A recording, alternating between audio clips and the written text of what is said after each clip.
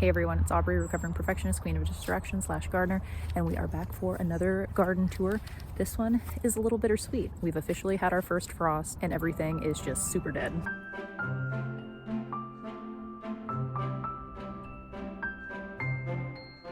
There's honestly really not much to look at today, but before we do that, let's travel back in time to the weekend when Jackson and I pulled everything out. Do you want me to hold it while you cut it?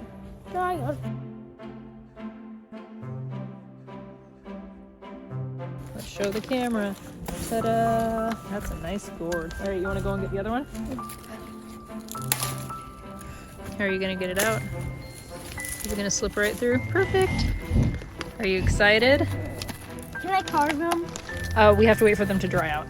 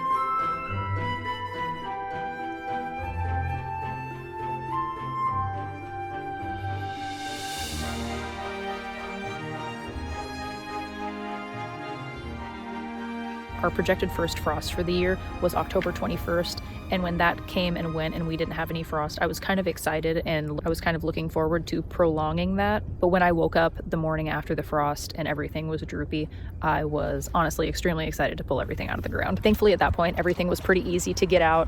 I wish that I would have done a bit of weeding though. As you can see, a lot needs to be done, but now the ground is really hard, so I'll do that another day. When that's going to be, I'm not completely sure. We do have some sprouting garlic in our pantry that we want to plant. This is the ideal time to do that, but the ground is hard, so I'm hoping that within the next week, when the temperatures warm up a little bit, the ground will soften enough for us to get those in the ground, and we want to put those in this bed here. So far, the spinach is doing okay in this bed, and then whatever I planted over there, I'm not quite sure about.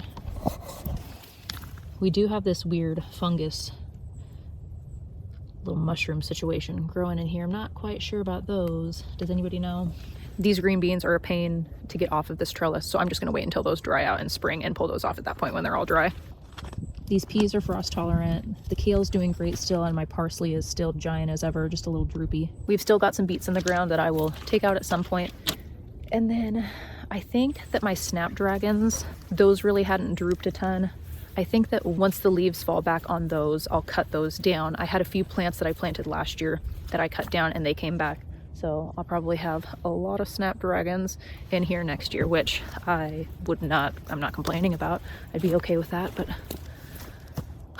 look at that. It's kind of sad, but also I'm ready for it to be done. Like I said, the weeding and the garlic still need to be taken care of, so there are a couple more things that need to be done, but I'm thinking that next week might end up being my last weekly garden tour, which I think would be 30, so I don't know, that feels like a good stopping point, and then maybe we'll just do like a bi-weekly, monthly update.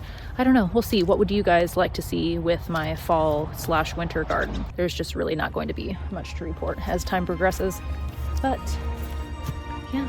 I will say I do think that this garden was 100% a success. We had our fair share of bumps along the road. Some things didn't work out like we thought that they were going to, but I think that just comes with the territory.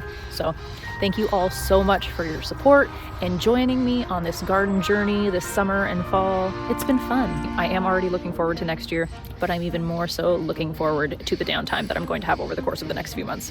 So that is all for this garden tour. Thanks for tagging along. As always, I love you, have fun, and be kind.